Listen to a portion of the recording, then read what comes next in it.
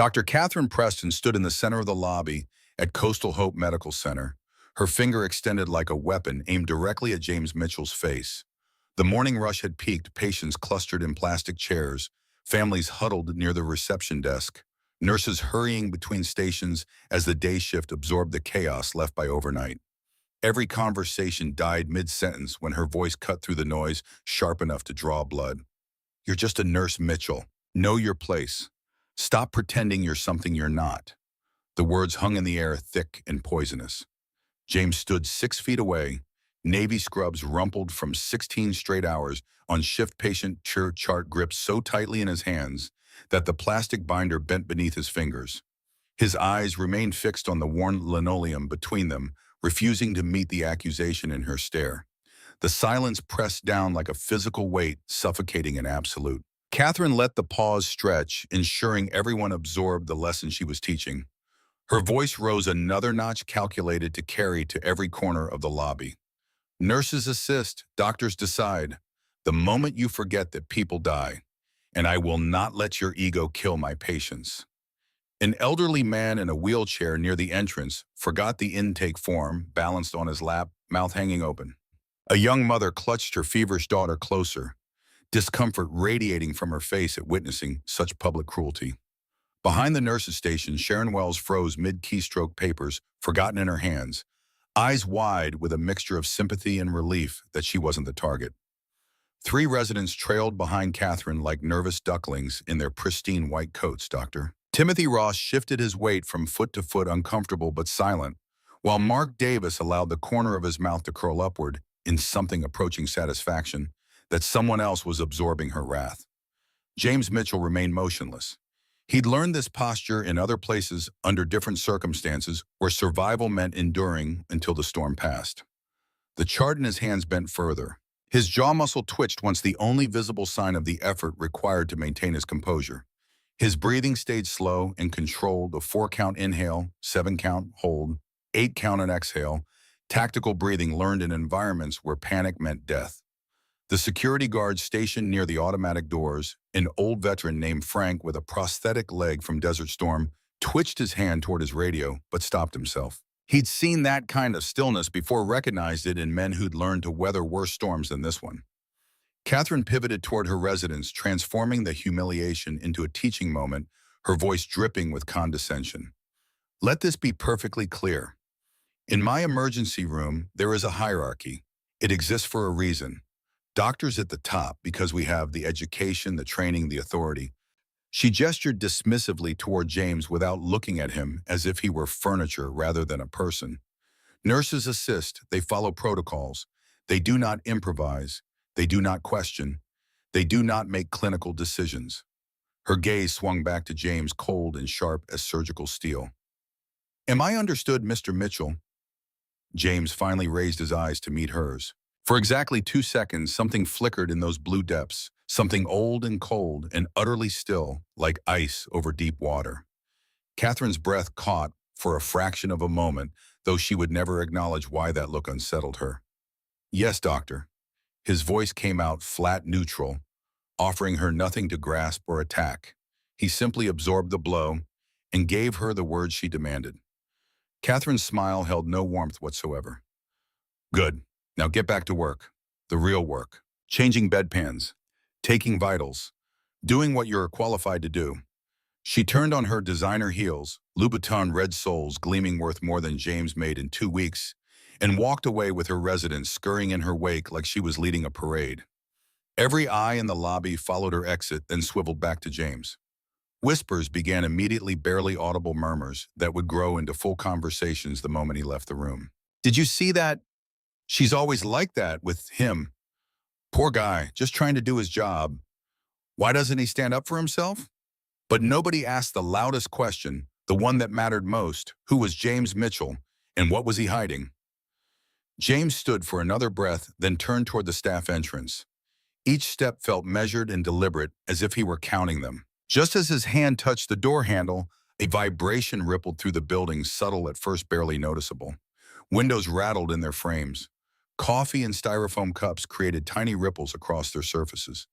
The vibration grew louder, deeper, rhythmic and mechanical. Thump, thump, thump, thump. Conversations faltered as people looked around, confusion spreading through the lobby like spilled water. What's that noise? Is that a helicopter? Why would there be a helicopter here? Catherine was halfway across the lobby, still walking away, oblivious to the change in atmosphere. James stopped moving. His hand remained on the door, but his shoulders tightened in a way that suggested recognition rather than surprise. Thump, thump, thump, thump. Closer now. Louder. Unmistakable. A breathless figure burst through the main entrance, a patient's teenage son who'd been outside smoking despite hospital policy. There's a military helicopter landing outside in the parking lot. The lobby exploded into motion, everyone rushing toward the windows. Catherine finally turned her face twisted with confusion and the first hints of apprehension. James Mitchell didn't move. He stood with his back to the chaos, hands still on the door waiting, because he knew what was coming. The screen faded to black and white. Text appeared in stark relief. 72 hours earlier. Tuesday morning arrived. Dark and cold October in coastal Maine, promising winter wasn't far behind. James Mitchell woke at 5:45 in his second-floor walk-up on Maple Street. Though woke wasn't quite accurate.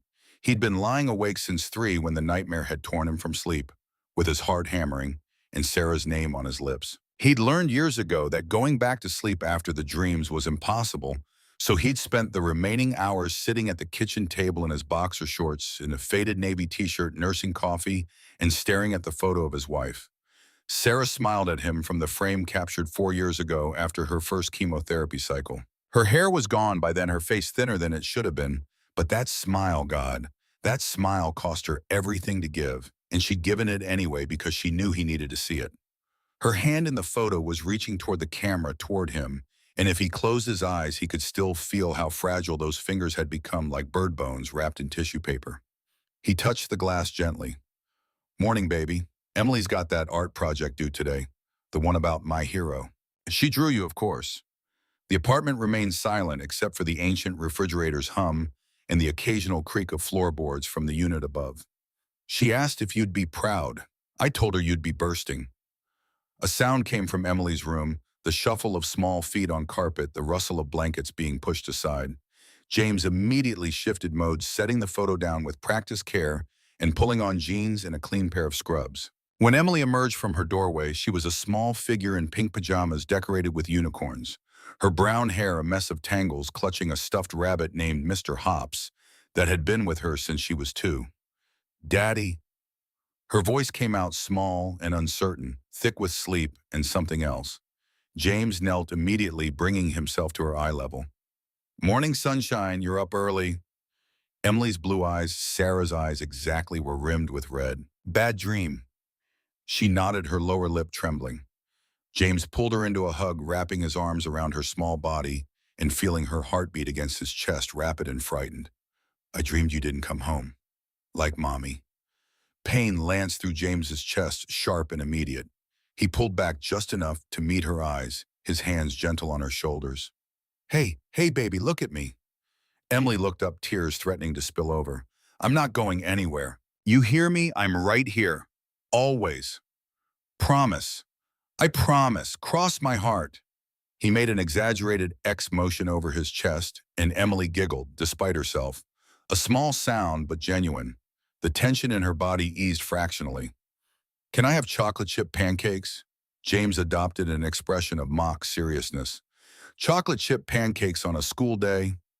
That's weekend food. Emily deployed her most effective weapon, bud eyes, in a slight pout that she'd inherited directly from Sarah's playbook. But it's art project day. I need energy. James pretended to consider this, tapping his chin thoughtfully. Art project energy.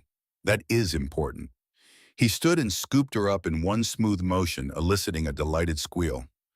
Chocolate chip pancakes it is, but you're helping.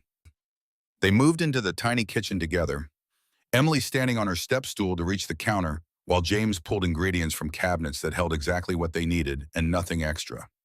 The radio played NPR softly in the background, morning news anchors discussing a cold front moving through New England. Emily measured flour with intense concentration, tongue poking out between her teeth, while James cracked eggs and heated the griddle. Daddy, for my art project, I drew Mommy.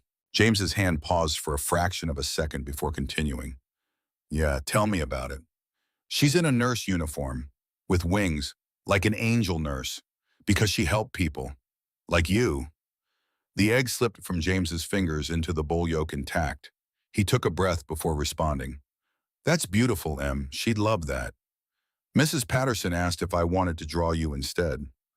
I said no. I said Mommy's my hero because she fought really hard, and she taught you to be a nurse. So really, you're both my heroes. James had to turn away, focusing very intently on whisking the eggs because his vision had blurred, and his daughter didn't need to see her father cry over pancakes. When he could trust his voice again, he looked back at Pointer. Your mom would be so proud of you, baby. Emily continued measuring flour with the casual certainty of childhood. I know. She tells me. James stopped whisking. She tells you. In my dreams, she says she's always watching, and that I should take care of you because you're sad sometimes. James knelt again beside the step stool eye level with his 8-year-old daughter who saw far too much and understood even more. I'm not sad, Em. I'm just missing her. But you make me happy every single day. Even when I spill juice. Even then. They finished making breakfast together, the apartment filling with the smell of pancakes and maple syrup. At the small kitchen table set for two, though, James kept meaning to get rid of Sarah's chair and never quite managed it. Emily drowned her pancakes in syrup while James cut them into smaller pieces, a habit from when she was younger that neither of them had outgrown. Daddy, can we get pizza tonight? Seafood pizza? Like Mommy used to get. I've got a long shift today, baby.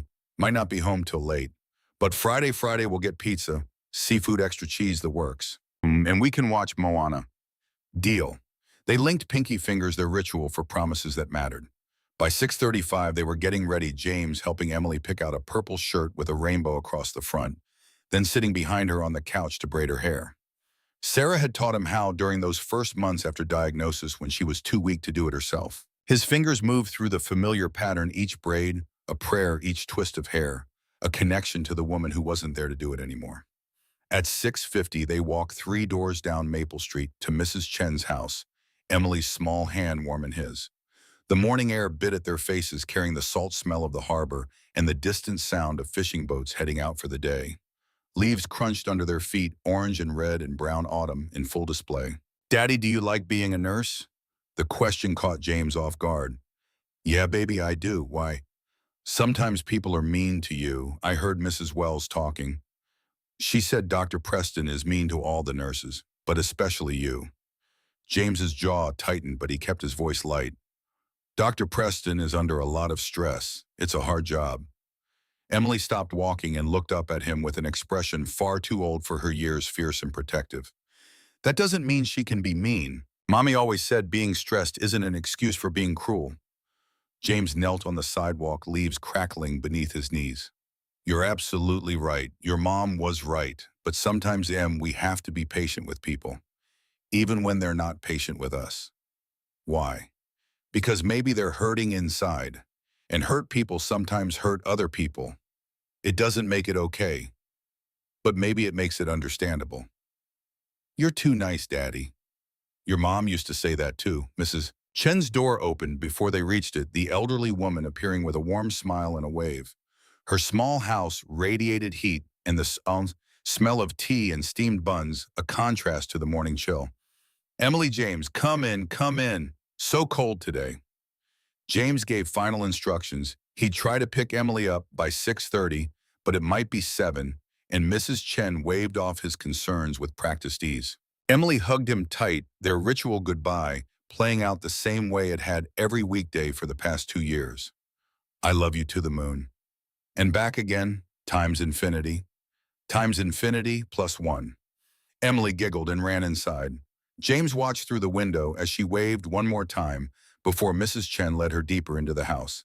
He stood there longer than necessary, that familiar tightness in his chest making it hard to breathe. The thought arrived unbidden, as it often did if anything happened to him. Mrs. Chen had Sarah's sister's number in Portland. Emily would be okay. She'd be taken care of. But she'd already lost her mother. She couldn't lose him too.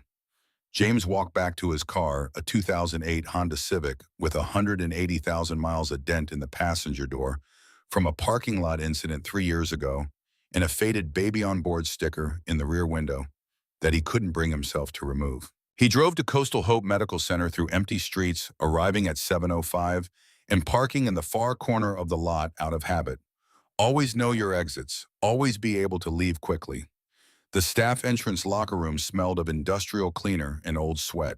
James opened locker 47, his name written on masking tape that had been there so long, the adhesive had yellowed, and found the usual contents: extra scrubs, deodorant, protein bars, a small first aid kit better stocked than what the hospital provided. Taped to the inside of the door was a photo of Emily holding up a drawing she'd made of a superhero who looked suspiciously like a nurse.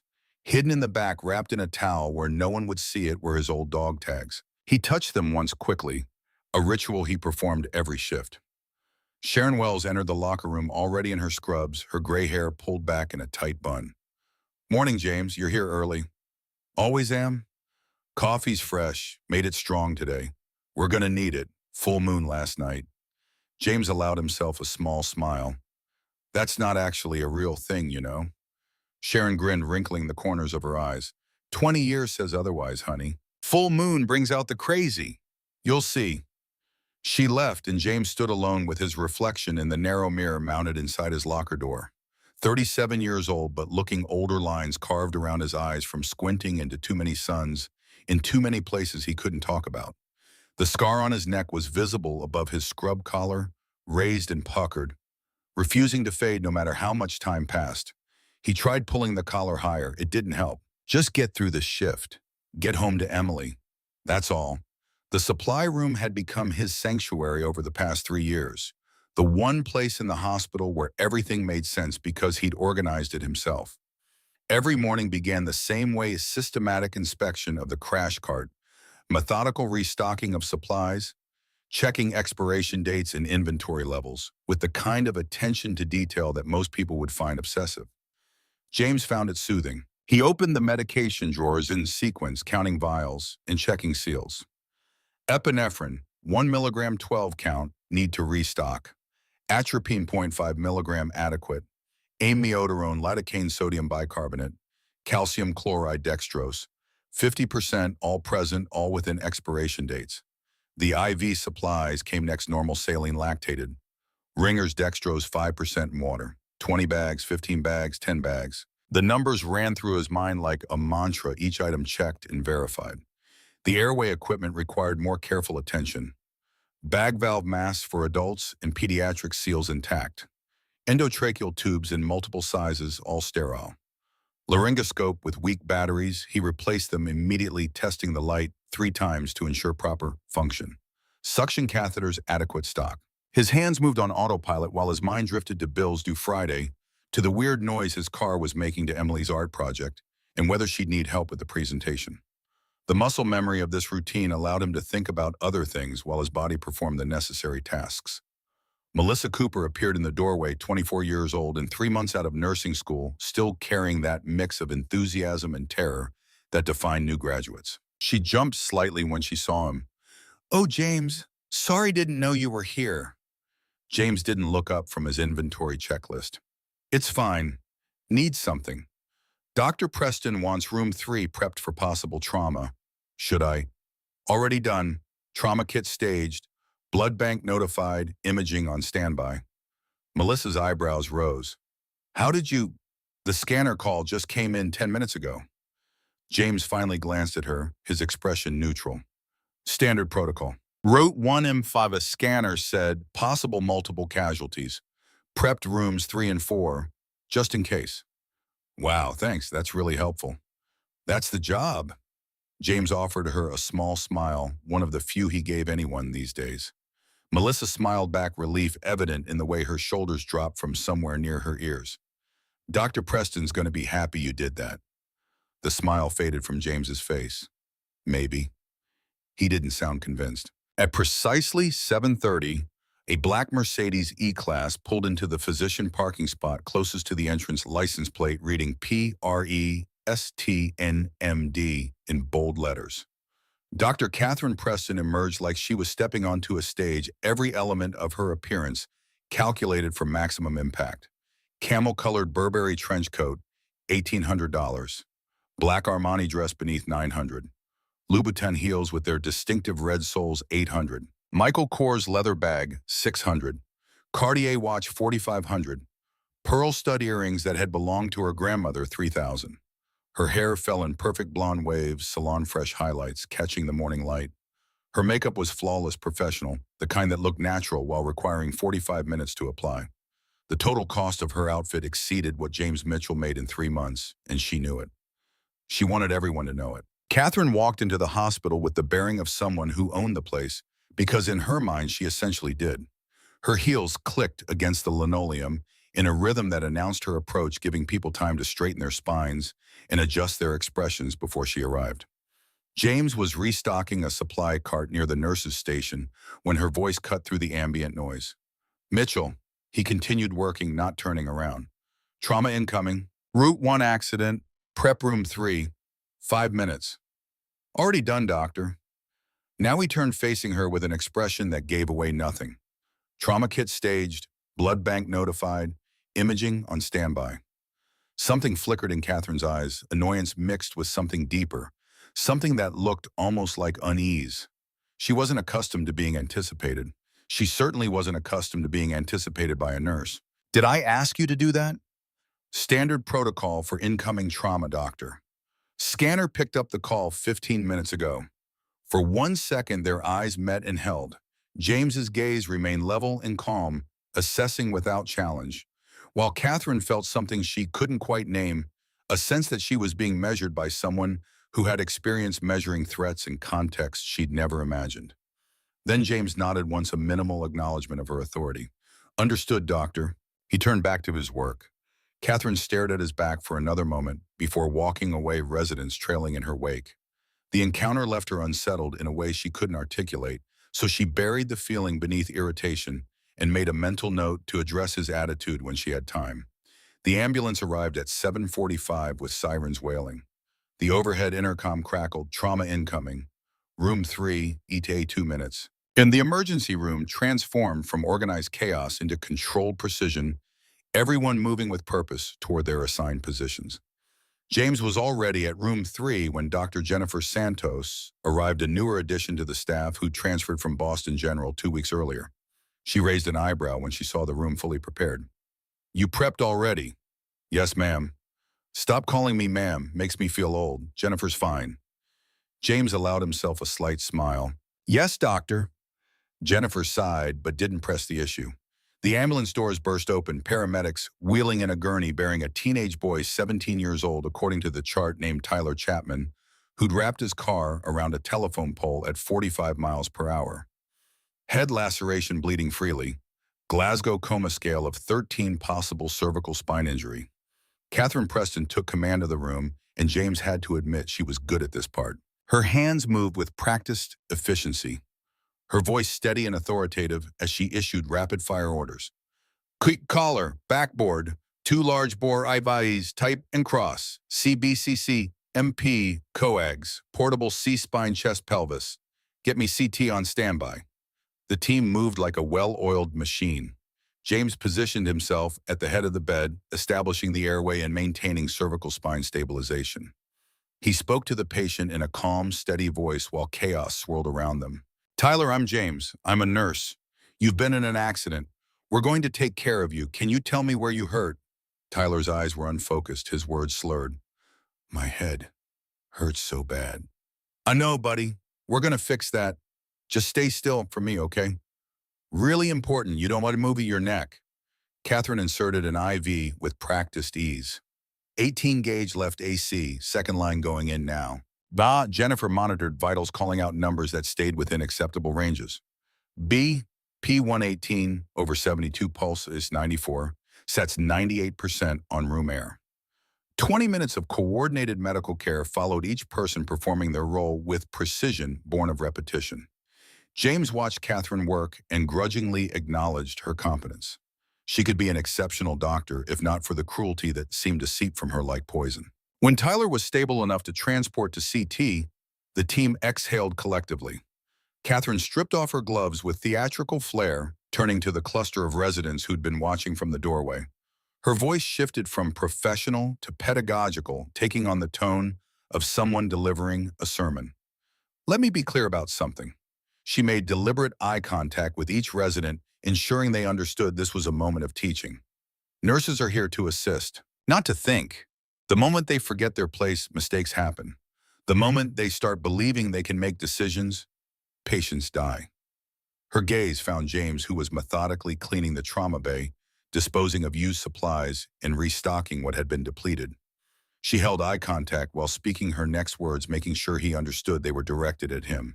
In my ER, there is a hierarchy. It exists for patient safety. Doctors at the top because we have education training authority. Nurses follow our orders. Period. Timothy Ross shifted uncomfortably. Mark Davis smirked. The other residents maintained careful neutrality. James continued his cleanup without reaction, face completely blank, giving Catherine nothing to grab onto or escalate.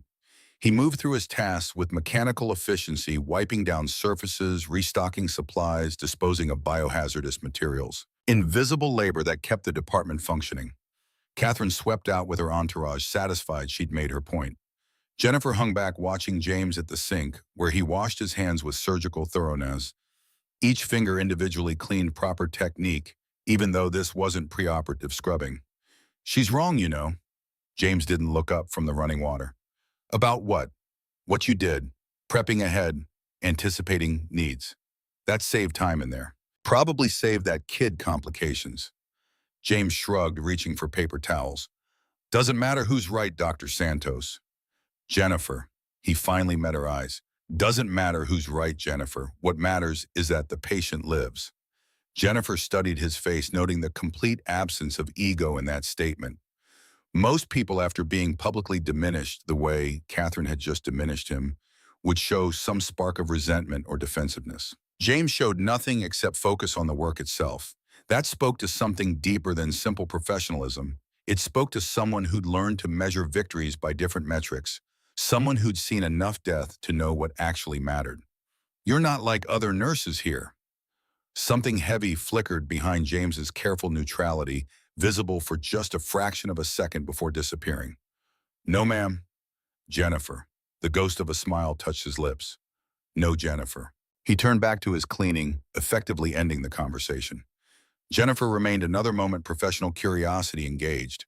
When James bent to retrieve a drop in permamon, she caught sight of the scar, a raised line of puckered tissue running from below his left ear, down his neck, disappearing under his scrub collar. She'd seen enough combat injuries through her late husband's Marine Corps friends to recognize shrapnel damage when she saw it. That wasn't a civilian injury. That was war. The break room at 2 in the morning existed in a liminal space between shifts populated by the exhausted and the desperate. James had collapsed onto the sagging couch after hour 16 of what was supposed to be a 12-hour shift, his body finally overriding the discipline that had kept him moving through the evening when another nurse called in sick. He'd told himself someone had to cover that. He didn't have anywhere else to be a lie since Emily was sleeping at Mrs. Chen's and probably wondering why her father hadn't called yet. But the team needed him, and saying no had never been something James did easily. He'd set his phone alarm for 3 1-hour to rest before pushing through the final stretch and fallen asleep so quickly he didn't remember closing his eyes. The nightmare arrived with the predictability of an old enemy. Nevada Desert, October 2019. Night operations training at Naval Air Station Fallon, 2 in the morning, under a moonless sky that turned the landscape into an alien world through night vision goggles. SEAL Team 3, running extraction drills. 12 men practicing hostile environment rescue scenarios that should have been routine, should have been safe, should have ended with everyone walking away intact. The helicopter lifted off smooth and steady rotors, beating the air into submission. Everyone pumped with adrenaline and the satisfaction of a mission executed perfectly. Robert Torres grinned across the cabin, his voice barely audible over the engine noise. Goes first rounds on you when we get back. James grinned back, his response automatic. Keep dreaming, Reaper. You still owe me from last time. David Cole, 22 years old and the newest member of the team, practically vibrated with excitement. My girlfriend's gonna kill me for missing another video call. Commander Kenneth Harper's laugh carried warmth. Tell her it's classified national security. Everyone laughed because they were alive and together and invincible, because they were seals and brothers and nothing could touch them. James was thinking about Sarah in the hospital back in San Diego, about the chemotherapy appointment she had the next day, about the promise he'd made to FaceTime her as soon as the training ended. This was his last cycle. After this, he was out staying with Sarah, keeping the promise that mattered more than any medal or mission. The warning alarm shrieked like a dying animal. Hydraulic failure. Main rotor control compromised. I'm losing hydraulics. The helicopter lurched violently sideways, and James's stomach dropped as the world tilted wrong. Equipment became projectiles flying through the cabin with lethal velocity. Bodies slammed into bulkheads. Someone was screaming in English, and someone else was praying, and the ground was rushing up with impossible speed. Brace, brace, everyone hold. Commander Harper's voice cut through the chaos, but there was nothing to hold, nothing to brace against, just the terrible certainty of impact approaching. James reached for David Cole, saw the kid's harness come loose. Manufacturing defect that would be identified later. Too late, watched him slide toward the open crew door. David grabbed the strap. Hold on.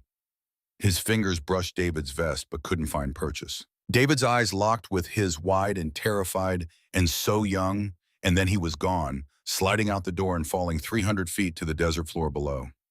Robert Torres screamed a sound James had never heard from him before and would never forget, raw and broken and full of a grief that would never heal. The helicopter hit the ground and metal screamed. The main rotor blades sheared off and spun like a scythe, striking the earth 10 feet from James's position. Shrapnel flew in all directions. James felt something hot and sharp tear through the left side of his neck, felt blood poured down his chest. Tried to scream, but his vocal cords wouldn't work. He choked on his own blood, tasted copper, felt darkness closing in like a fist around his consciousness. The last thing he saw before losing consciousness was Robert's face covered in blood, David's blood, James's blood, his own blood from a head wound, eyes wild with determination and terror. I've got you, go stay with me. That's an order. James woke, gasping his hand, reaching for a weapon that wasn't there. His heart slammed against his ribs hard enough to hurt. Sweat soaked through his scrubs, plastering them to his skin. For 5 terrible seconds, he didn't know where he was, couldn't distinguish dream from reality, couldn't remember that he was in Maine and safe. And the war was over, even though the war was never really over, not for men like him. His fingers found the scar on his neck, tracing the raised tissue like a talisman. The fluorescent lights came into focus. The vending machine hummed in the corner. The coffee pot held burned coffee from that morning. Hospital sounds filtered through the door monitors, beeping footsteps in distant hallways, the ambient noise of people fighting death and sometimes losing. Dr. Jennifer Santos stood in the doorway with a water bottle in her hand. She didn't ask if he was okay, didn't offer platitudes about bad dreams, or try to fill the silence with meaningless reassurance. She simply walked over, set the water on the table beside him, and sat down in the chair across from his. The silence between them felt comfortable in a way that surprised them both, like recognizing a fellow traveler on a road most people never walked. Finally, James spoke, his voice hoarse and scraped raw. My wife, Sarah, diagnosed pancreatic cancer 4 years ago, stage 4, 6 months to live. He stared at the wall but saw a hospital room in San Diego, saw Sarah's face still beautiful, despite what chemotherapy was doing to her body, saw her hand in his fragile and trembling. I was deployed when I got the call, training exercise in Nevada, 3 days from finishing. My commander offered to pull me out early for compassionate leave. His jaw tightened, muscles standing out in sharp relief. But we were in the middle of a critical training cycle. People would have, the mission needed me. The pause stretched like wire pulled taut.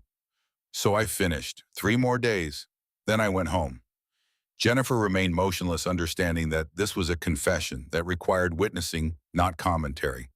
I left everything, the team, the missions, the only life I'd known for 12 years. Told my commanding officer I was done. He tried to talk me out of it, said the Navy needed me. The country needed me. James looked at Jennifer then, and she saw the weight he carried in those blue eyes, the kind of burden that never got lighter, no matter how much time passed. The Navy had thousands of SEALs. My wife only had one husband. Some choices aren't hard, they just hurt. I promised her I'd never leave her side again. Promised I'd be there for every treatment, every doctor appointment, every good day and every bad day. His voice cracked slightly, the only sign of the emotion beneath his controlled exterior. She died 11 months later. But I kept my promise. I was holding her hand when she took her last breath. Jennifer nodded slowly, absorbing the enormity of what he'd given up and what he'd lost. She understood promises made to the dying, understood how they could anchor you to the earth or drag you beneath the waves depending on whether you kept them. My husband, Michael, Marine Force Recon, he died in 2019. James looked at her properly for the first time, really seeing her instead of just registering her presence. Training accident, Naval Amphibious Base Coronado, advanced combat diver training. She took a careful breath, measuring out the words. Drowning during an underwater navigation exercise. Equipment malfunction. By the time they found him, he'd been under too long. Her voice dropped to barely above a whisper. He survived 3 combat deployments without a scratch. 3 firefights, i.e. ambushes. Came home every time. The bitterness in her laugh was sharp enough to cut. Then he died in training, in California, in a pool. James said nothing because there was nothing to say. Some wounds didn't heal with words, couldn't be bandaged with platitudes. You just learned to carry them. He used to have nightmares, the same look in his eyes when he woke up that I just saw in yours. Jennifer's gaze held steady on his face. I'd lie next to him in the dark, listening to him breathe, wondering what horrors were playing behind his eyelids. I never knew how to help him. I still don't know if there was anything I could have done. James shook his head once definitive. There isn't. You can't fix it. You just learn to carry it. Eventually the weight becomes familiar, almost comfortable. They sat in silence for a long moment, 2 people who understood that some things existed beyond language, comprehensible only to those who'd lived through similar darkness. The fluorescent lights hummed overhead. Somewhere in the hospital, a machine beeped steadily, marking the rhythm of someone's continued existence. What unit were you with? The question landed softly, but James's expression shifted immediately, closing off like a door swinging shut. The moment of vulnerability ended. Walls came back up solid and impenetrable, the kind that doesn't exist on paper. He stood, picked up the water bottle, and walked toward the door. At the threshold, he paused without turning around. Thank you for the water and for not asking if I'm okay. His voice carried a quality like gravel, because I'm not. And I appreciate you not making me lie about it. He left. Jennifer watched him go, more questions forming than she'd started with, but understanding something crucial had shifted. James Mitchell wasn't just a nurse with military experience. He was something else entirely. Something she'd only seen in the most elite warriors Michael had served with, the quiet ones. The dangerous ones, the ones who'd seen things that would shatter ordinary people and somehow found ways to keep moving forward. 3 days before the incident with Brandon Preston on a Thursday afternoon, when the emergency room moved at the sluggish pace that preceded evening chaos, Melissa Cooper made a mistake. It was minor. She forgot to document a 2 o'clock blood pressure reading for an elderly pneumonia patient named Mr. Thompson. She'd taken the vitals, the patient was stable, the numbers were fine, she just forgot to write them down in the chart. It happened to everyone, eventually easily correctable, the kind of thing that warranted a quiet reminder and 30 seconds to fix. Catherine Preston discovered the incomplete documentation during her afternoon chart review. She could have handled it privately, could have pulled Melissa aside and said the charting needed completion. Instead, she walked to the nurses' station where 4 nurses were working. 2 residents were reviewing cases, James was restocking a supply cart nearby, and patients and families were visible throughout the area. Whose patient is Mr. Thompson in room 7? Her voice carried across the station, sharp and demanding. Melissa looked up from her computer, her face already showing apprehension. Mine, Dr. Preston. Catherine slammed the chart down on the counter, hard enough to make people jump. Then where is his 2 p.m. blood pressure? Where is the documentation? I took it. I just forgot to write. You forgot. You forgot. Catherine pivoted to address the gathered audience, holding up the chart like evidence in a trial. This is exactly why we need higher standards for nursing school. Look at this. Look at... She thrust the chart toward the watching nurses and residents, ensuring everyone could see Melissa's failure. Incomplete documentation, careless, dangerous. Back to Melissa, whose face had gone scarlet, tears threatening at the corners of her eyes. Do you have any idea what happens when documentation is incomplete? Do you know what happens in court when we can't prove we monitored a patient? I'm sorry, Sorry doesn't matter when a patient dies because you were too incompetent to do basic charting. Melissa stood frozen, wanting to explain that the patient had been stable, that the vital signs were good, that she'd just forgotten one entry. But her throat had closed and words wouldn't come. Sharon Wells looked angry, but scared. The other nurses offered sympathetic glances, but no one spoke up. Timothy Ross appeared uncomfortable. Mark Davis smirked, glad the target wasn't him. Catherine continued her lecture, warming to her theme. Maybe you're not cut out for this job, Cooper. Maybe you should consider a different career, something that doesn't require attention to detail. She turned to leave, delivering her final shot over her shoulder. Fix the chart and don't let this happen again. Next time I'm writing you up. Her heels clicked away, residents trailing behind like obedient ducklings. Melissa stood trembling, tears now flowing freely, her hands shaking as she picked up the chart. The other nurses murmured sympathy but returned to their work quickly, unwilling to draw Catherine's attention by associating too closely with the humiliated. James set down his supplies. He crossed to the nurses' station and walked directly toward the elevators, where Catherine hadn't quite disappeared yet, his movement purposeful enough that people noticed. His voice when he called out was calm but firm, cutting through the ambient noise. "Dr. Preston." Catherine stopped and turned, annoyance evident in the sharp movement. "What, Mitchell?" Melissa's error was minor and has been corrected. The patient was never at risk. Public humiliation doesn't improve performance. Silence crashed over the nurses' station like a wave. Everyone stopped what they were doing. No one had ever challenged Catherine like this, certainly not in front of witnesses, definitely not a nurse. Catherine's eyes narrowed to slits. "Did I ask for your input?" "No, but I'm giving it anyway." The pause that followed felt dangerous, like standing too close to high-voltage lines. James held his ground, his posture relaxed but somehow immovable. Publicly humiliating staff doesn't improve outcomes. It creates fear, and fear causes more mistakes, not fewer. Catherine stepped closer, invading his space in a way designed to intimidate. "You're overstepping, Mitchell." "I'm protecting my colleague."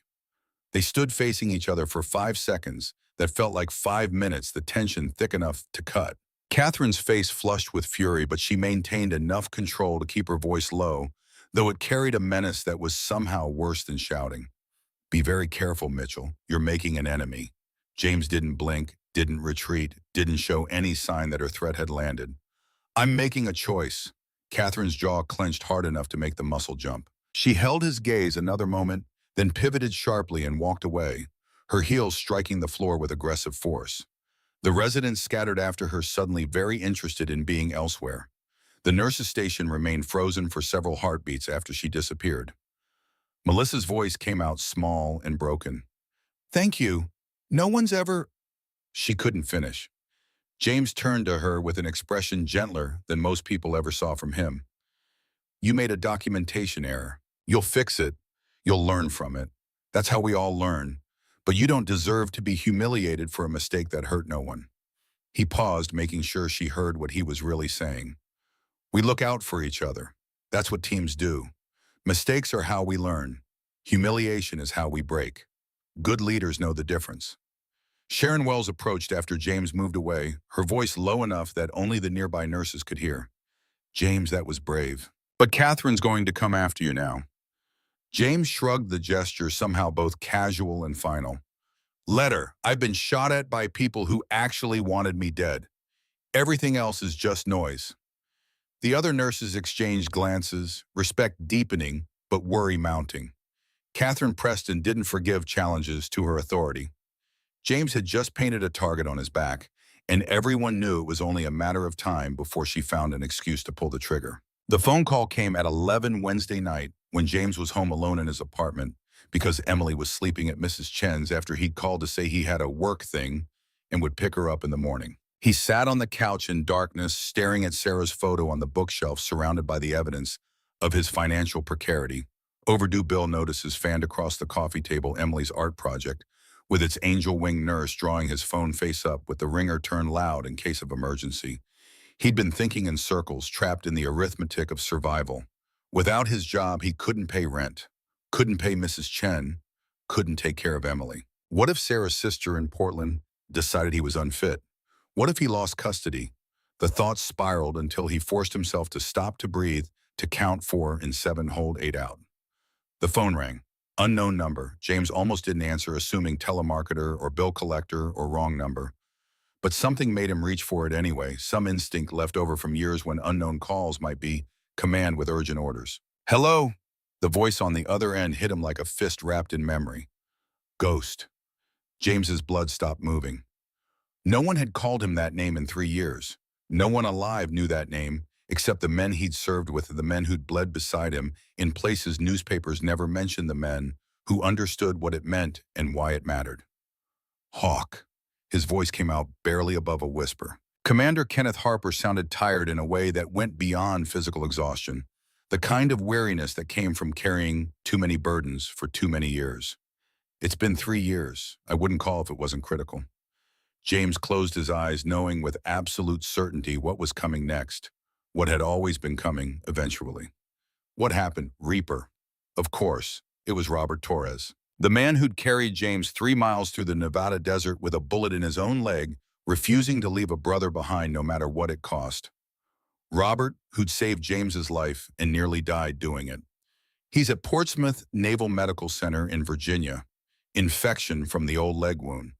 The one he got carrying you out after the crash. Harper let that sink in, let the weight of old debts settle into place. It spread to the bone, into his bloodstream. Sepsis. They need to operate, but he won't let anyone near him. PTSD. Worse than ever. He hasn't been the same since David Cole died. You know they were close. David looked up to him like a big brother. James knew. David Cole, 22 years old when he fell out of a helicopter and died on impact with the Nevada desert floor. Robert had watched him fall, had been unable to save him. That kind of trauma didn't heal, it just got buried deeper. He's been calling your name for 2 days, Ghost. You're the only medic he ever trusted, only one who ever got through when the darkness came. Harper's voice softened slightly, though it remained commanding. Doctors there are excellent, but they're strangers. He needs someone who understands, someone who's been there, someone who knows what he's carrying. James thought about Robert Torres, the terrible puns that made everyone groan, singing off-key during long missions, driving everyone crazy but keeping morale up when things got dark. The way he'd burst into that training compound simulation in Nevada, weapon raised, finding James bleeding out and making a choice that saved one life at the cost of watching another one end. The weight of Robert's body carrying him 3 miles every step, agony, never stopping, never complaining, never considering any option except getting his brother to safety. How long do I have? 48 hours? Maybe less. Infections spreading faster than they expected. If he doesn't let them operate soon. Harper didn't finish the sentence. He didn't need to. James looked around his apartment, bills on the table representing a future slipping through his fingers. Emily's drawing showing Sarah with angel wings. Sarah's photo with that smile that cost her everything to give. He thought about Catherine Preston's threat that he wouldn't work anywhere on the East Coast. Thought about the investigation he needed to be present for, the defense he needed to mount against false accusations. Then he thought about Robert Torres dying alone and calling for him, and there was no decision to make because the decision had been made 3 years ago in a Nevada desert when Robert chose to carry him instead of leaving him behind. Send transport.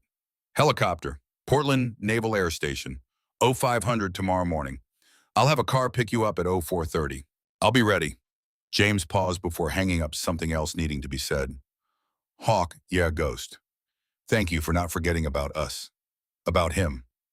Harper's voice roughened with emotion he usually kept buried. SEALs don't leave SEALs behind.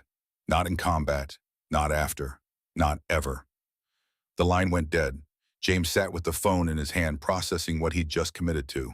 He'd told Commander Harper yes, which meant leaving Maine at 4:30 in the morning, missing the investigation hearing, abandoning his defense against Catherine, giving her everything she wanted, possibly losing his job permanently, possibly losing his ability to support Emily. But Robert needed him, and some debts can't be measured in money or time. They're measured in blood and brotherhood. And those debts you pay always, no matter the quad. James started packing. Small duffel bag with a change of clothes, toiletries, the essentials. He retrieved his old dog tags from the locker where he'd hidden them and put them on for the first time in 3 years, feeling the weight of them settle against his chest like an old friend returning. He looked at Sarah's photo and remembered her last words whispered through cracked lips in a hospital room that smelled of antiseptic and approaching death. "You can't save everyone, Lucas. I know you want to. I know it kills you when you can't. But promise me you'll keep trying. Promise me you won't give up on people, even when it costs you, even when it hurts. That's who you are. That's why I love you." James spoke to the photograph in a voice rough with emotion. "I'm keeping my promise, baby. I'm going to save him, whatever it costs." He called Mrs. Chen, apologizing for the late hour, explaining there was a family emergency, and asking if Emily could stay through the weekend. Mrs. Chen agreed immediately, refusing his offer of extra payment, telling him to be safe and that Emily would be fine. He asked her to tell Emily he loved her and would call tomorrow, then hung up before his voice could break. At 1 in the morning, he lay awake staring at the ceiling, thinking about Robert dying, about Emily's face, about Catherine's threat, about bills he couldn't pay, about futures that felt uncertain. But also thinking about Robert carrying him 3 miles, about brotherhood, about debts that couldn't be measured in any currency except blood and sacrifice. At 4 the next morning, a Navy sedan with government plates pulled up outside his building. James was waiting with his duffel bag, wearing civilian clothes and his dog tags under his shirt. The driver was a young sailor in dress uniform who snapped a salute when James emerged. "Chief Mitchell, ready when you are, sir." James nodded, threw his bag in the back, and climbed in.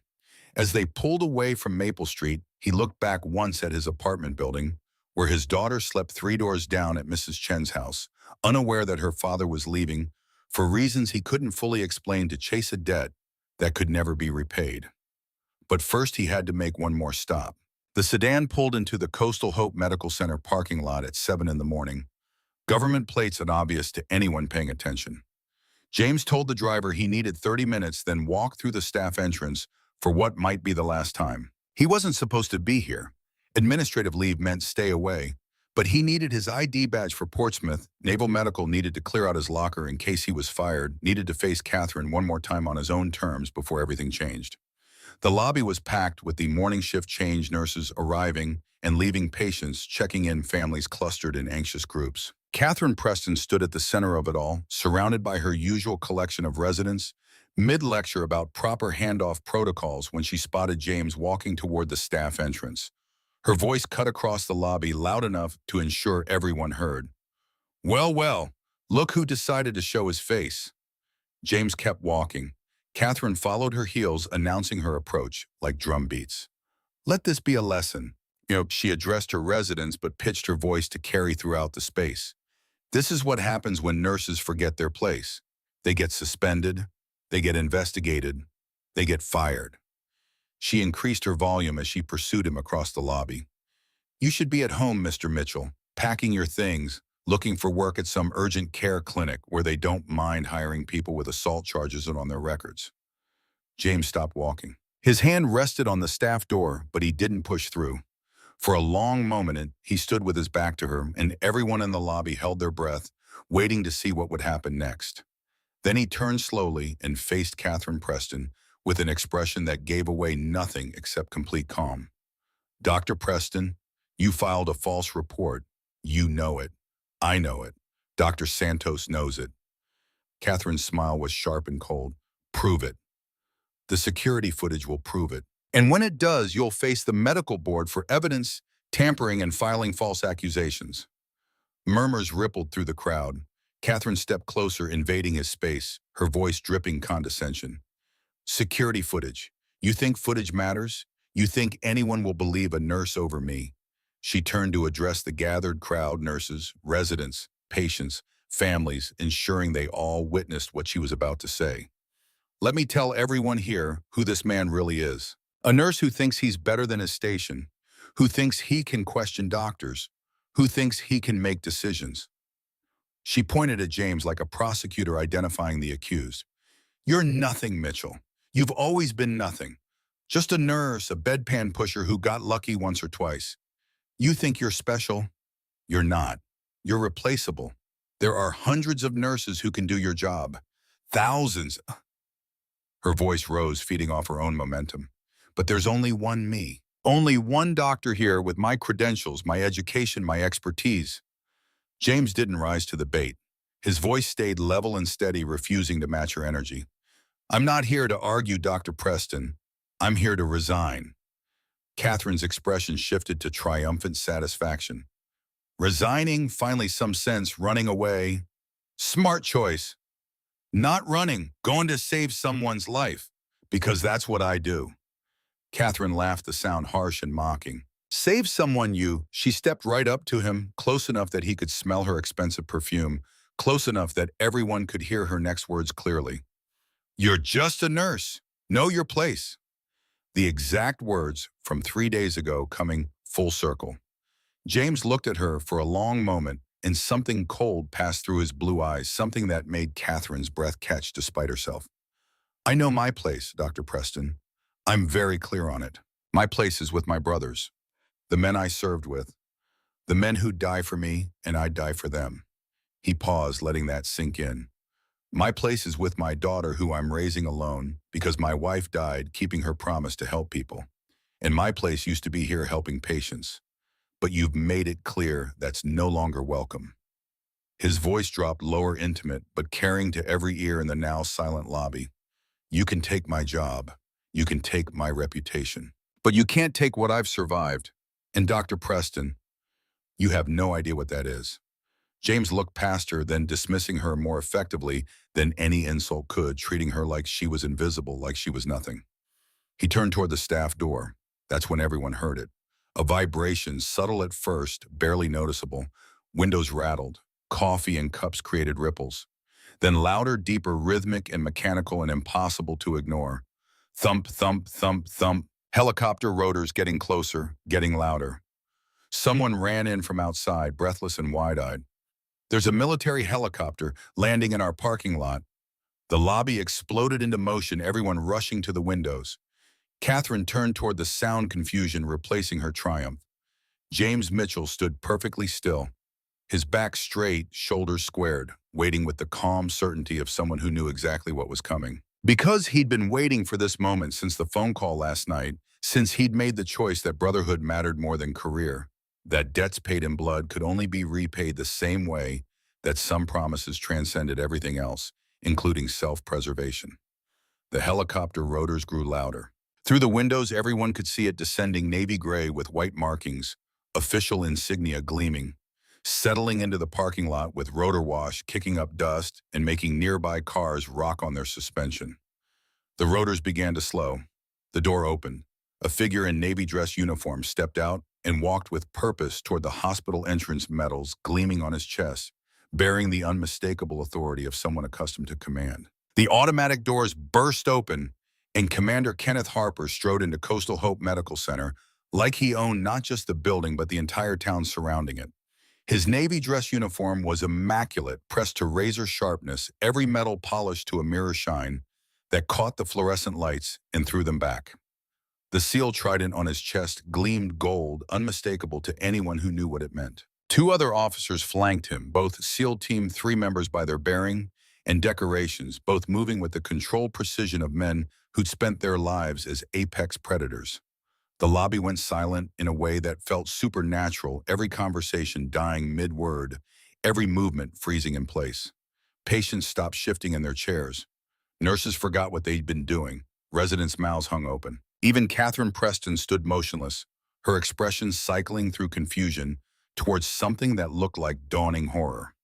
Commander Harper's gaze swept the room with tactical efficiency, cataloging exits and threats and irrelevant civilians in the space of 3 seconds, then locked onto James Mitchell, standing by the staff entrance.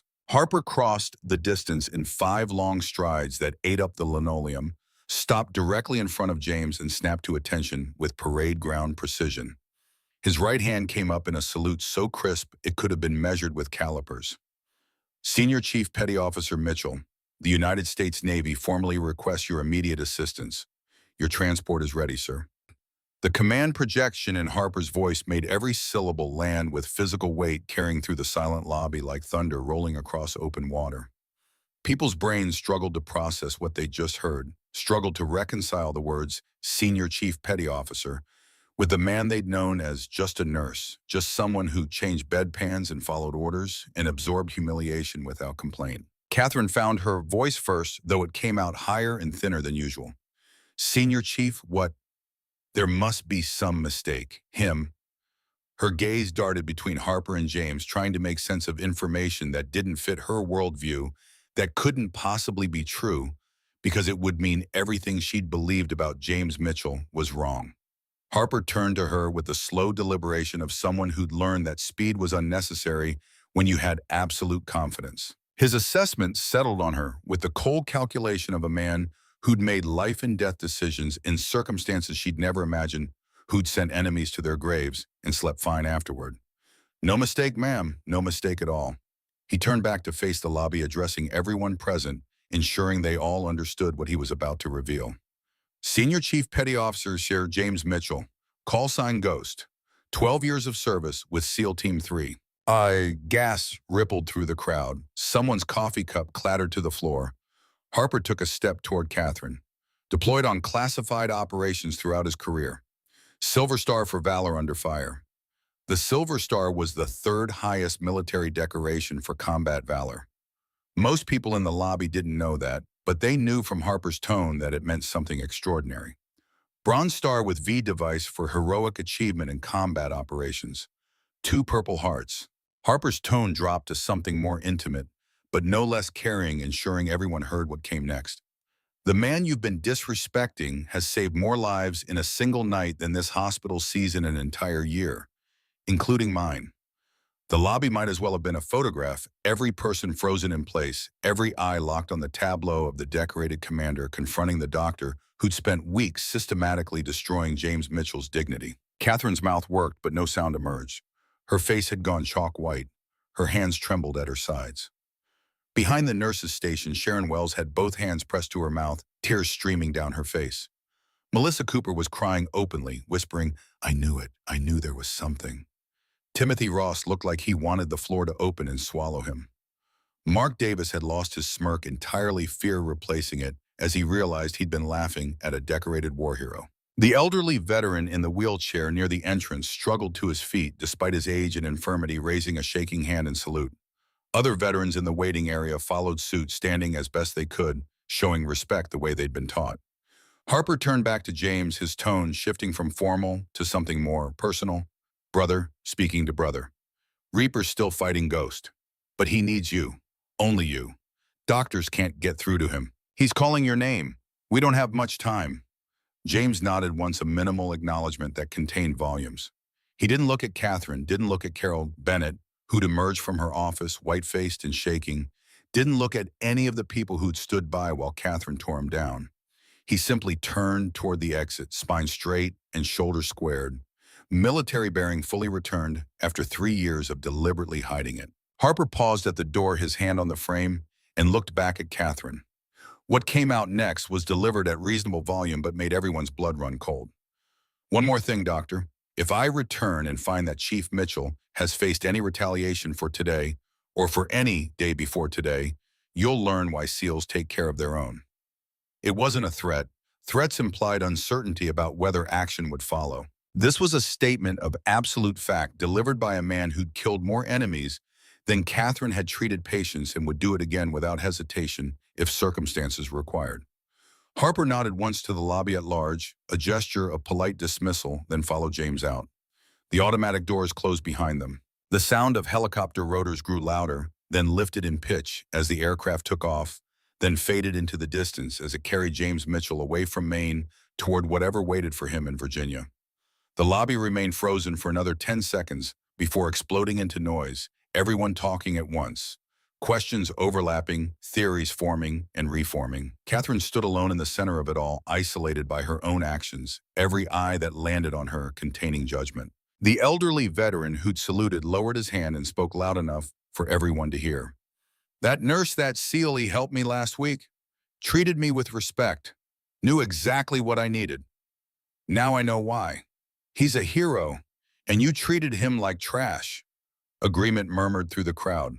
Carol Bennett approached Catherine with an expression that mixed fear, anger, and the grim determination of someone about to do something unpleasant but necessary. Dr. Preston, my office, now. Not a request, an order. For the first time in her career at Coastal Hope, Catherine walked alone. No residents following her. No one seeking her favor or her attention. Just a woman who'd built her authority on cruelty and watched it crumble in the space of 5 minutes. The Navy helicopter cut through the sky at 150 knots, covering the distance from Maine to Virginia in just under 2 hours. Inside, the noise made conversation difficult, so Harper handed James a folder containing Robert Torres's medical records and psychological evaluations. James read in silence, his expression growing grimmer with each page. The medical summary was clinical and devastating. Osteomyelitis bone infection in the left tibia originating from shrapnel wounds sustained in the 2019 training accident. The infection had spread into his bloodstream, septicemia advancing towards septic shock. Without immediate surgical intervention, Robert had 24 to 48 hours before organ failure became irreversible. But he was refusing all treatment, fighting through sedation violent toward medical staff. The psychological evaluation was worse. PTSD, severe and treatment resistant. Flashbacks to the Nevada training accident. Survivor's guilt over David Cole's death, intense and unresolved. Paranoia, mistrust of medical personnel. Episodes where he believed he was back in Nevada, where doctors were enemies, where accepting help meant death. The recommendation was psychiatric hold, but Robert was too combative to manage safely. Staff had been injured trying to place IVs. Harper leaned close and shouted over the rotor noise. He thinks he's back in Nevada. Thinks doctors are trying to kill him. Won't let anyone near, James nodded, understanding. Sometimes PTSD didn't just give you nightmares, it trapped you in the moment of trauma, made you relive it in endless loop, unable to distinguish past from present. Robert was stuck in October 2019, watching David fall, watching friends get hurt, unable to trust anyone except James. The brother who'd been there, who understood, who carried the same scars. The helicopter landed on the roof of Portsmouth Naval Medical Center at 9:45. James stepped out into Virginia morning, air colder here than Maine had been, and followed Harper through corridors that brought back memories he'd spent 3 years trying to bury. Outside Robert's room in the secure ICU wing, 2 military police officers stood guard. The sounds coming from inside made James's chest tighten, crashing, shouting, Robert's voice hoarse and terrified and angry all at once. Stay back. I can see them, Taliban on the ridge. Get down. Martinez, get down. The crash of medical equipment hitting a wall. One of the MPs saluted Harper. Sir, patient extremely combative. We've sedated twice. He fights through it. 3 nurses injured, trying to place an IV line. Doctors can't get close enough to examine the wound. Harper looked at James. He needs you, Ghost. Only you can get through. Let me go in alone. You sure he's violent? He won't hurt me. He's my brother. James pushed through the door into chaos. The hospital room looked like a disaster zone. IV pole, knocked over monitors, beeping alarm codes. Medical supplies scattered across the floor. Robert Torres crouched in the corner like a trapped animal, his hospital gown torn, IV, sighted in his arm, bleeding where he'd ripped it out, pupils dilated with fear and adrenaline. Robert saw an enemy. He lunged. His hands found James's throat with terrifying strength, the grip of someone running on pure terror and trauma. James didn't fight back. He let Robert grab him, let the grip tighten, didn't try to break the hold or strike back or defend himself. He just stood there, breathing calmly through the constriction, waiting. Reaper, it's Ghost. I'm here, brother. Robert's grip didn't loosen, but his pupils flickered with something like confusion. It's me, Robert. It's James. You called. I came. That's what brothers do. You're not in Nevada. You're in Virginia. Portsmouth Naval Medical. You're safe. It's 2023. The accident was 4 years ago. David's gone, but you're alive. I'm alive. Because you saved me. Recognition dawned slowly in Robert's features, like watching someone surface from deep water. The grip on James's throat loosened. Robert's face crumpled, and he collapsed forward, James catching him as his legs gave out. They sank to the floor together, James holding Robert while he sobbed like his heart was shattering. You came. I thought I was dying alone. I'm here. I'm here, Reaper. I've got you. Robert clung to him, shaking words pouring out in broken fragments. I can't do it, Ghost. I can't let them cut into me. Every time I close my eyes, I see Martinez. I see the blood. I see him fall. He was 22, Ghost. 22. He had Jenny waiting for him in Oklahoma. They were going to get married, and I was standing right there. And I couldn't save him. I couldn't reach him. I just watched him fall, and I couldn't do anything. James held him tighter, one hand on the back of Robert's head like a father comforting a child. I know. I see it too. Every night, Martinez, the helicopter, David falling, all of it. But David wouldn't want you to die because you were scared. He'd want you to fight. He'd want you to live. Robert pulled back enough to look at James's face, tears streaming, desperate for answers. How do you keep going? How do you wake up every day knowing we survived and he didn't? I remember what Sarah told me before she died.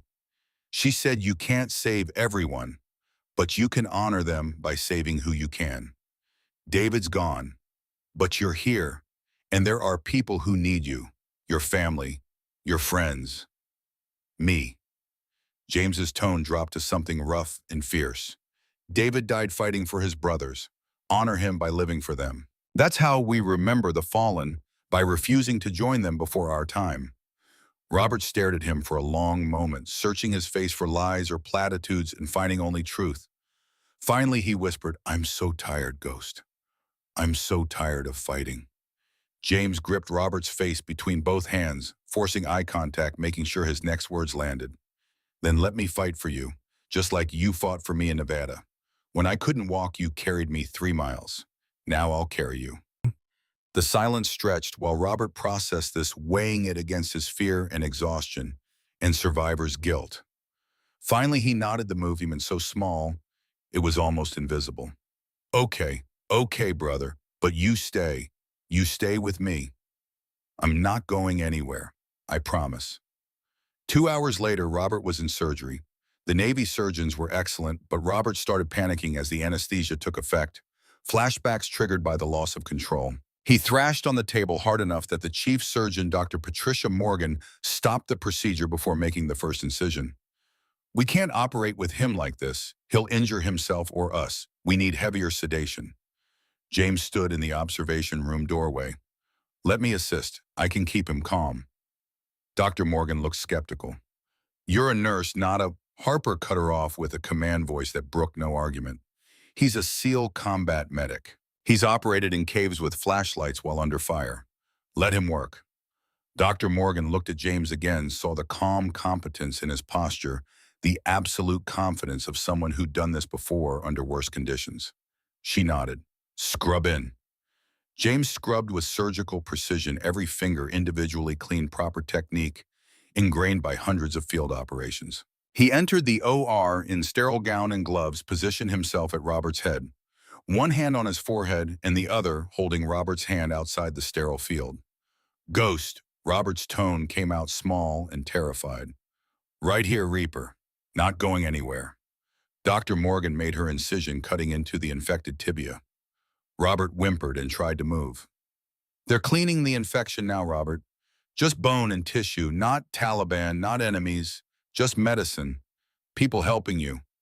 The surgery took 3 hours. James talked the entire time, reminding Robert of good memories, terrible puns that made everyone groan, singing off-key in the desert, the time they saved a village of kids who called Robert the kind soldier, the Texas barbecue they'd promised to get when they retired, the fishing trip they'd planned, all the reasons life was worth living.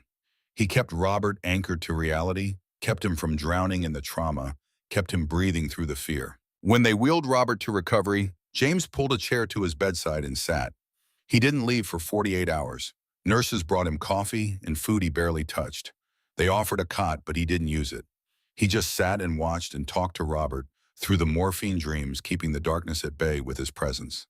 On the morning of the 3rd day, Robert's lids fluttered open. His vision was blurry, but the first thing he focused on was James's face, unchanged. Still there, promise kept. You came. The words scraped out, cracked and weak. I always come. That's what brothers do. Tears rolled down Robert's face. I thought I was dying alone. After Martinez, after everything I thought everyone would leave. James leaned forward, gripped Robert's hand hard enough to hurt. You're never alone, Reaper. Not while I'm breathing. You hear me? Never. Robert's weak laugh turned into a sob. We'll never be even, Ghost. You left your whole life to come here. You're my life, brothers. You and Emily and the team. That's my life. Some debts can't be measured in money or time. They're measured in blood and sacrifice. And those debts you pay, always, no matter the cost. 1 week later, James walked back through the doors of Coastal Hope Medical Center. Robert was stable and recovering at Portsmouth, facing months of rehabilitation, but certain to survive. James had stayed 5 days total, flying back to Maine on a Saturday afternoon, going straight to Mrs. Chen's house to pick up Emily, who tackled him in a hug so fierce it had knocked the breath from his lungs. The hospital felt different. The whispers that followed him through the hallways weren't mocking or pitying. They carried awe and respect and curiosity. People stopped him to shake his hand. Sharon Wells found him restocking supplies and delivered the news about Catherine with barely concealed satisfaction. You haven't heard Dr. Preston's gone. Left Friday? Fired. Hospital board emergency meeting after the incident. Investigation into the false report. Evidence tampering charges. Her medical license is under review by the state board. She tried to delete the security footage, but IT had already backed it up. She left Maine Friday night. Heard she's in Connecticut with her parents trying to salvage her license. James processed this information quietly, his features showing no triumph or satisfaction. I hope she gets help. She needs it. Sharon looked surprised. After what she did to you, you still hope she gets help. She's a good doctor with bad trauma. She needs therapy, not punishment. I hope she finds it. Revenge doesn't heal wounds, it just creates new ones. I've seen enough damage for one lifetime. Carol Bennett appeared at the end of the hallway, looking nervous in a way James had never seen before. She approached with the hesitant steps of someone walking into a room they'd rather avoid. James, can we talk my office? In her office, Carol kept her hands clasped together on her desk to hide their shaking. I owe you an apology. Several, actually. First, you're reinstated. Full back pay for the week. Administrative leave expunged from your record. Second, the board wants to offer you a raise, 15%, and promotion to charge nurse if you want it. Better pay, better hours, more time with your daughter. And third, I'm sorry. I should have stood up for you. I let politics and money influence my judgment. You deserve better. We all did. James absorbed this with neutrality but not harshness. Thank you. I appreciate the apology. Do you want the promotion? Charge nurse comes with significant benefits. James considered. More money meant better stability for Emily. Better hours meant more time with his daughter. But it also meant more administrative realm, less direct patient contact. Can I think about it? Of course, no pressure. We're just grateful you're staying. At 6 o'clock, James picked up Emily from Mrs. Chen's house. She ran to him and threw her arms around his waist with enough force to nearly knock him over. Daddy, Mrs. Chen showed me the news you were on. TV at a helicopter came for you. James kneeled down to her level. It wasn't a big deal, sweetheart. Emily pulled back and looked at him with an expression far too serious for 8 years old. Daddy, it was a big deal. You saved Uncle Robert, just like you saved all those people in the war. Just like you tried to save Mommy. Her words caught on the last one. Mommy would be so proud of you. James felt his throat close up. He pulled Emily into another hug, holding her tight against his chest. I'm proud of you, Emily. You're so brave, so strong, so much like your mom. But I want to be like you too, Daddy. I want to help people when I grow up. A genuine smile broke through. Then you will. You'll be amazing. But first, he paused dramatically, watching her brighten. Pizza. Seafood pizza, like Mom used to get. Extra cheese. Awes. Extra cheese. They drove to their favorite place and ordered Sarah's usual. Emily talked nonstop about school and art class and how Mrs. Chen had taught her to make dumplings. James listened and asked questions and felt for the first time since Sarah died like maybe things would be okay. Like maybe they could build a life that honored her memory while still moving forward. The next day, Dr. Jennifer Santos was waiting by James's car at the end of his shift. She leaned against her Honda Accord posture, relaxed the stance of someone comfortable waiting. Dr. Santos, I thought we agreed, Jennifer. Quick, James allowed himself a small smile. Jennifer. She fell into step beside him as he walked toward his car. Welcome back, Chief, he groaned. Not you too. That title stays in the past. Does it? Because I'm pretty sure the whole hospital calls you that now. They'll get over it. Jennifer laughed, warm and genuine. I doubt it. You're a legend now. How's Robert? Recovering, slow but steady. He'll make it. Because of you. Because of good doctors. I just reminded him why fighting was worth it. They reached the edge of the parking lot where harbor views opened up, fishing boats returning in the evening light, seagulls calling overhead. They stopped walking and stood watching the sunset paint the water orange and gold. Michael used to say the hardest part wasn't the war. It was coming home and pretending to be ordinary. James nodded. He was right, but ordinary isn't bad. It's just different. You're not ordinary, James. You never were. He looked at her properly, seeing the understanding in her gaze, the shared experience of loss and survival. Maybe not, but I'm trying to be, and maybe that's enough.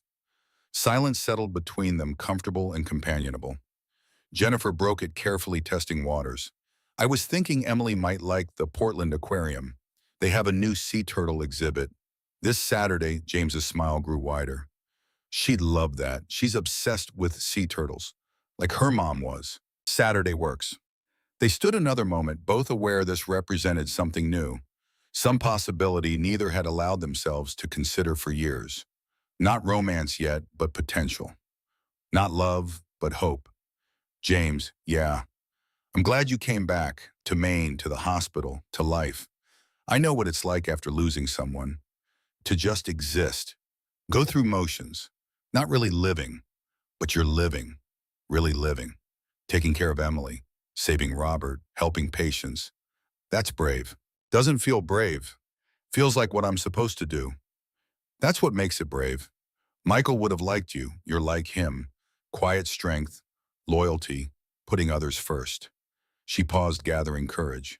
I spent 3 years not letting anyone in, afraid of losing someone again.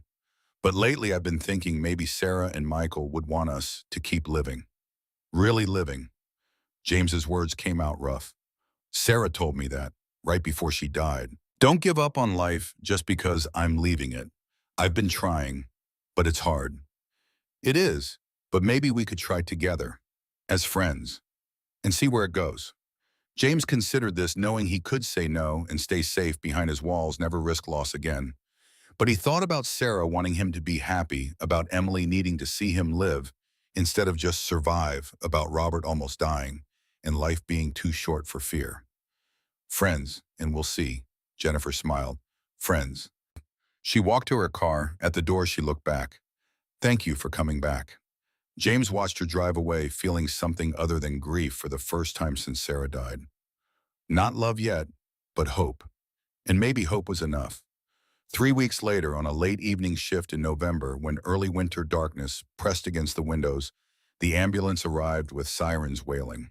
The paramedics rushed through the doors with a young man on the gurney. Self-inflicted GSW to the shoulder patient is a veteran Army Ranger attempted suicide. Joshua Bryant was 24 years old, 2 deployments to classified locations, home 6 months, PTSD severe and untreated. Tonight he'd been drinking alone, put a gun to his shoulder instead of his head or heart, a cry for help from someone who still wanted to live but didn't know how. Joshua thrashed on the gurney, wild-eyed and terrified, seeing enemies where there were only nurses trying to help. Don't touch me. Get away. They're everywhere. Enemies, Jennifer tried to approach. Joshua, you're safe. You're in a hospital. We need to stop the bleeding. No, you don't understand. No one understands my squad. They're gone. All gone. Should have been me. Should have been me. The wound needed immediate attention, but treating a combative patient safely was impossible. Sharon Wells's call carried across the ER, loud enough for everyone to hear. Get Mitchell. Get James. Everyone knew now. When a veteran needed help, when PTSD spiraled into crisis, when a patient wouldn't let anyone near you, call James Mitchell. He was the only one who could reach them. James approached and pulled up a chair, sitting at eye level, non-threatening and patient. Hey, I'm James. I know that look. I've worn it myself. Joshua's focus sharp and slightly suspicious and defensive. You don't understand. No one understands. You're right. I don't understand your war, your pain, your specific demons. But I've been where you are. I've seen what you've seen. And I know what it's like to come home and feel like you left part of yourself over there. Joshua's words cracked. My whole squad, dead. And I'm here. And I don't know why. James nodded slowly. Survivor's guilt. It's real. It's heavy. And it never fully goes away. But here's what I learned. You didn't survive by accident. You survived for a reason. Maybe you don't know it yet, but there's a reason. What reason to hurt every day? To see their faces every night? To feel nothing? To honor them? By living? By finding purpose? By helping others who hurt like you hurt? James paused, letting that sink in. You don't have to trust anyone else right now, but give me 5 minutes. Just 5.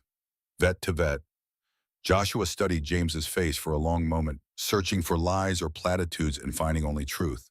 He nodded, barely perceptible. James began treating the wound hand steady and competent tone, maintaining that calm anchor. What unit? 75th Ranger Regiment, 2nd Battalion. Good unit. I worked with Rangers, solid soldiers, best in the world. Joshua winced as James cleaned the wound but didn't pull away, listening to James's words like a lifeline. The pain doesn't go away. I won't lie about that. 4 years out and I still wake up some nights thinking I'm back there. But it gets different. You learn to carry it. You find ways to make the weight mean something. So it never gets better. It gets different. You learn to carry it, find purpose in the carrying. James applied pressure and began bandaging. Your brothers who didn't make it would want you to live, not just survive. Live. Find something worth living for. You're not broken, Joshua. You're a warrior learning to live in peacetime. That's the hardest battle there is, but it's the most important one. And you don't have to fight it alone. James handed him a card with a phone number. My number. Call anytime. 2 a.m. doesn't matter. You call, I answer. Because someone did it for me once. When I was new and scared and broken, someone stood up for me. Now I do it for others. That's how we honor the fallen, by taking care of the living. Around them, the emergency room continued its endless cycle, lives saved and lives lost, chaos and order in constant rotation. No one was watching specifically. No applause. No helicopters. No medals. No dramatic revelations. Just a man in scrubs doing what he'd always wanted, taking care of people who needed care, finding meaning and service, healing others while healing himself. James walked to his car as the sun set over the Maine coast. Through the windows of the ER, he could see Jennifer consulting with another doctor, see Sharon helping a new nurse with equipment, see the rhythm of the place continuing. His phone buzzed a text from Emily. Love you, Daddy. Mr. Hops says hi. He smiled and texted back, love you to the moon. Her reply came instantly, and back again, times infinity. James slid into his Honda Civic with its dent and faded sticker and 180,000 miles. The engine turned over on the second try. He pulled out of the parking lot as a fishing boat horn sounded across the harbor, as the evening shift changed, as life went on one moment at a time. Ordinary and extraordinary both. A hero who didn't need recognition, a father who was present, a brother who kept promises, a healer who honored the fallen by caring for the living. The story ended there, not with fanfare, but with quiet purpose. Not with resolution, but with continuation. Because some stories don't end. They just keep going. One shift at a time, one patient at a time, one choice at a time, to show up and do the work and be present for the people who need you. James Mitchell drove home to his daughter, to the life he'd built, from the wreckage of loss to the future that honored the past without being trapped by it. And that was enough.